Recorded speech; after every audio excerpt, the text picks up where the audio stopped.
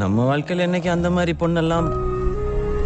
அப்போ சில்லு ஒரு காத்து வந்து உன் மேல அடிக்குது. ஏதோ வந்து உன்னை தாக்குற மாதிரி ஒரு ஃபீலிங். நீ பாக்குற இடம்லாம் அங்கங்க லவ் சிம்டம்ஸ்.